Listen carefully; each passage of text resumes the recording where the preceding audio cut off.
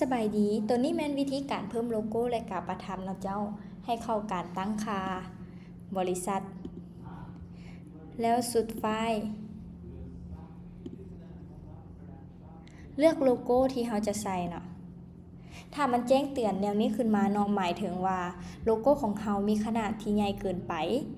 ให้ลูกค้าเข้าคู่มือทีมงานส่งให้เนาะตัวนี้ที่ทีมงานส่งให้เลื่อนลงไป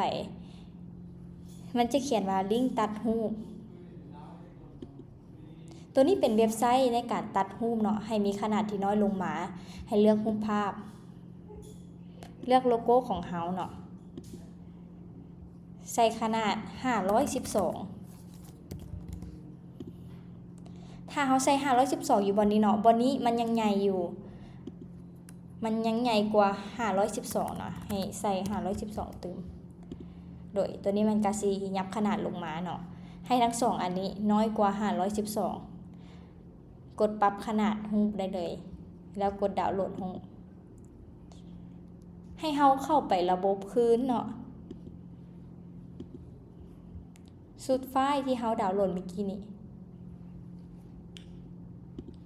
กดบันทึก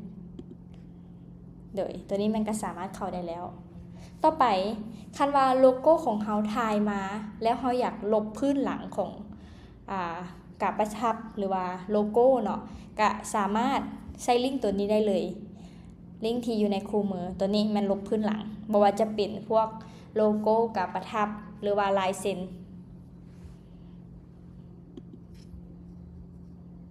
ตัวนี้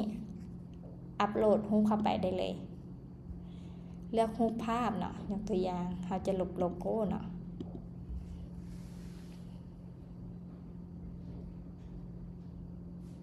เดี๋ยวมันจะลบภาพหลังออกคาดว่าตัวแท้เนาะมันก็จะลบออกเปิดการดาวน์โหลดหรือว่าอยากแก้ไขต่างๆเนาะสามารถแก้ไขได้เลยเดี๋ยวดาวน์โหลดแล้วเข้าไปที่ระบบเฮาคืนเนาะ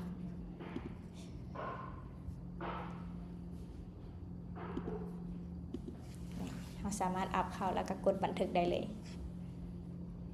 ลายเซ็นก็สามารถเฮ็ดแบบเดียวกันได้เลยเจ้า